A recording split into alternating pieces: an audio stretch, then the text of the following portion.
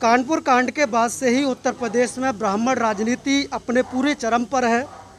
आज यहाँ आगरा में एक ब्राह्मण सभा समाज को एकजुट किया गया है, जिसमें सपा के कद्दावर नेता और ब्राह्मण चेहरा माने जाने वाले अभिषेक मिश्रा जी हमारे साथ हैं।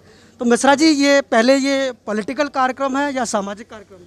पॉलिटिक्स से कोई लेना देना नहीं। मैं सिर्फ अपने परिवार में आया हूं और अपने परिवार के साथियों को बताने आया हूं कि भगवान परशुराम की 108 फीट की भव्य प्रतिमा का दुनिया की सबसे बड़ी, सबसे विशाल, सबसे सुंदर, सबसे अभूतपूर्व हम लोग उस अलख को जगाने आए हैं, सिर्फ लोगों के साथ जुड़ने मिलने आए हैं। और आदरणीय मधुसूदन शर्मा साहब ने कहा कि आप इतना बड़ा काम करके आ रहे हो, तो रास्ते में हमसे मिलते हुए हम आपका धन्यवाद देना चाहते हैं। तो और बड़े बुजुर्ग हमारे इकट्ठा हैं, हमने कहा झुक करके पैर छू के उनका प्रणाम कर लेंगे, आशीर्वाद ले लेंगे, सिर्फ इसीलिए आया।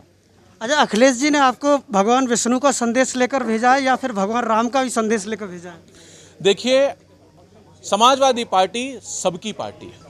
समाजवादी पार्टी हमेशा सबको लेकर के चलना चाहती है। हर धर्म, हर समाज, हर व्यक्ति विशेष की पार्टी है।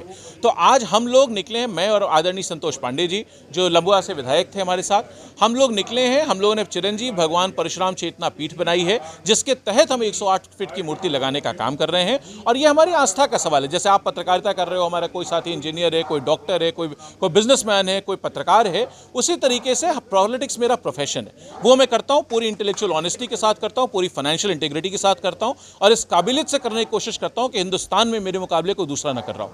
लेकिन ये मेरे संस्कार की बात है, मेरी आस्था की बात है, मेरे ईश्वर की बात है, उस पे हम लोग हैं।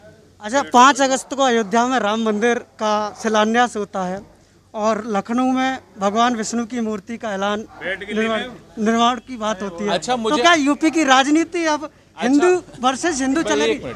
अच्छा, आप मुझे ये बताओ, क्या भगवान श्री रामचंद्र के मंदिर का शिलान्यास एक दिन में हो गया? नहीं हुआ ना। कितने साल की चल रही थी प्रक्रिया। उसी तरीके से भगवान परशुराम का मंदिर भी, ये तो इत्तेफाक है कि अगले ही दिन हम लोगों ने टाइम तय कर रखा था। ये तो इत्तेफाक है, सिर्फ ये ईश्वर की कृपा है, भगवान परशुराम की माया है। ये तो वो जाने, ये कोई हम कर थोड़े रहे, ये तो वो हमारे माध्यम से करा रहे हैं।